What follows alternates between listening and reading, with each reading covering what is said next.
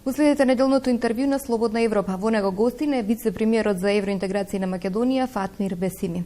Во пресред на новиот извештај за напредокот на Македонија кон Европската Унија се носат нови закони за необјавување на бомбите, па се повлекуваат, се пробиваат роковите за исполнување на договорот од Пржино. Дали ова ќе донесе сериозни забелешки во извештајот на Европската комисија? Важно пред се за Република Македонија и граѓаните на Република Македонија, потоа за извештајот, што всушност значи еден патоказ за нашето движење кон членството во Европска Унија. Секако е важно политичкиот договор што е постигнат во 2 јуни и последователните протоколи за испочитување на истиот договор да се исполнуваат целосно, а во исто време и пакетот на идните реформски приоритети. Тоа е пасочот за Република Македонија за извештај кој ќе носи препорака или треба да носи препорака и за натамошно приближување кон започнување и отварање на преговори на Република Македонија за членство во Европска Унија. Меѓутоа, дали ваквото однесување ви остава впечаток за ноншалантност во однесувањето, иако ни доаѓа октомврискиот извештај на Европската комисија, или вие сте задоволни од начинот и темпото како владата го реализира договорот од Пржино? Значи, ќе повторам, важно е тоа што е договорено во 2 јуни, да се испочитува целосно и во смисла на содржина и во смисла на временските рокови. Очигледно во некои активности роковите се пробиени, но останува обврската за политичките партии да го исполнуваат тоа што е, односно да го испочитуваат тоа што е договорено. Значи, Македонија, за да има извештај кој е афирмативен за Република Македонија пред Советот на Европска Унија, тоест да се испочитува целосно пакетот, односно договорот од 2 јуни и да се работи во исполнување на сите реформи од ургентните реформски приоритети. Овие се обврските што ги има Република Македонија. Каков извештај очекувате? Знаете што Европската Унија бара од Македонија и дали во крајна линија може да ја изгубиме препораката? Препораката секоја година треба да се заработи. Формално гледано, до последниот момент, додека се пишува, ние препораката ја немаме. Но де факто треба до последниот момент да докажеме дека Република Македонија ги исполнува критериумите, тука пред се мислам на копенхашките критериуми и сите други аспекти што ја прават една земја да добие препорака за членство во Европска Унија. И оваа година, тоа што се постигна со 2 јуни и со пакетот на реформи во ургентните, односно идните реформски приоритети, Македонија е кон патот на повторно добивање на уште една препорака, но тоа не е загарантирано. Доколку значи не се испочитува политички договор од 2 јуни, доколку не целосно работиме на исполнување на идните реформски приоритети, може и да се случи дека препораката и да не ја добиеме. Меѓутоа, интерес и на Република Македонија и на Европска Унија секако да се работи на подобрување на климата и реформскиот ангажман за Македонија и оваа година да има препорака. Значи, во таа насока оди, како што веќе работат и на исполнување на политички договор и во однос на реформите, Македонија чекори кон еден извештај со препорака. Каков сигнал се испраќа со брзо потезното и повлекување на законот за необјавување на бомбите и кој е вашиот став генерално воопшто од потребата за носење еден ваков закон кој најде на сериозни забелешки од новинарите за цензура, што е едно од честите забелешки во извештаите на Европската комисија кога се во прашање медиумите?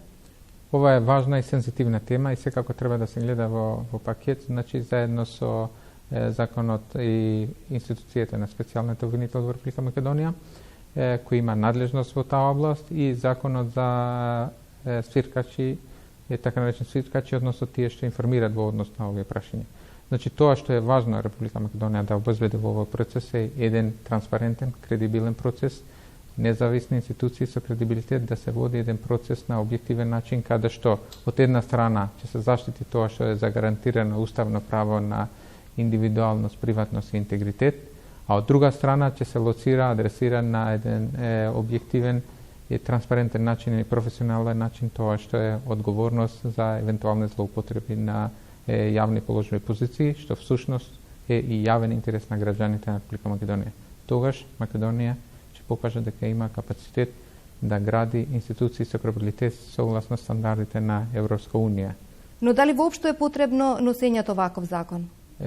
Тоа е тема што е разговарана помеѓу политичките партии и составен дел на политичкиот договор постигнат во 2 јуни и последователните состаноци и политичките партии треба да усогласат документ во однос на тоа прашање. Во извештајот на Прибе беше посочено дека скандалот со прислушувањето директно потекнува од УБК. Македонија побара помош од надвор за анализа на реформите. Направен ли е реален исчекор во оваа област?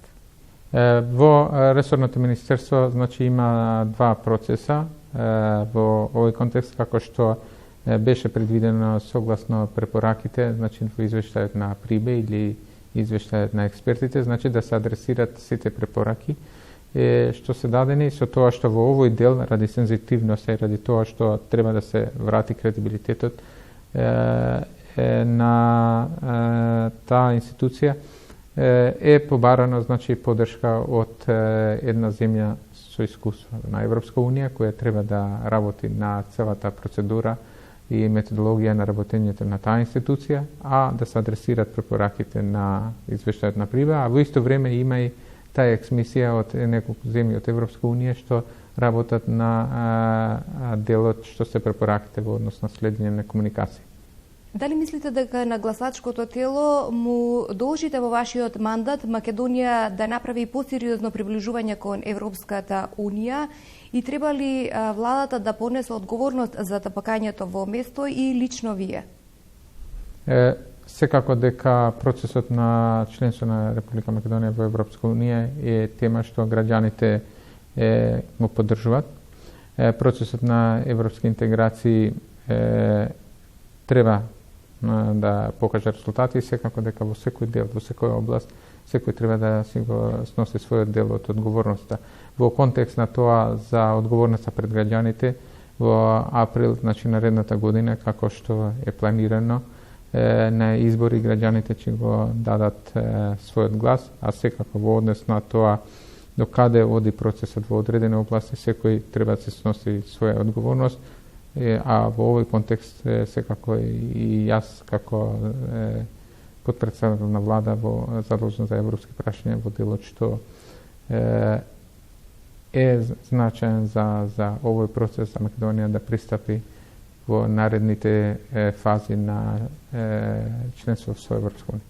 Едно од сериозните забелешки кои се повторуваат се и состојбите во судството. Дали назначувањето на специјалниот јавен обвинител и нејзиниот тим може да придонесат за состојбите во судството кои што се често на мета на странските наблюдувачи? Специјалниот обвинител произлезе од актуелната состојба како едно решение кое би можело, како еден предлог кој би можело да биде решение за надминување на многу критични состојби што се појавија во Република Македонија во последниот период и секако дека сега тоа што е важно, Македонија да покаже дека има капацитет да воспостави институции кои кредибилно може да водат процеси во интерес на граѓаните на Република Македонија. Дали од специјалниот јавен обвинител очекувате разресница и на Смилковско езеро поинаква од досегашната? Тоа зависи од специјалниот обвинител, како независна институција, меѓутоа пред се треба да се види интересот на граѓаните и на вистината во интерес на правдата. Ви благодарам на разговорот.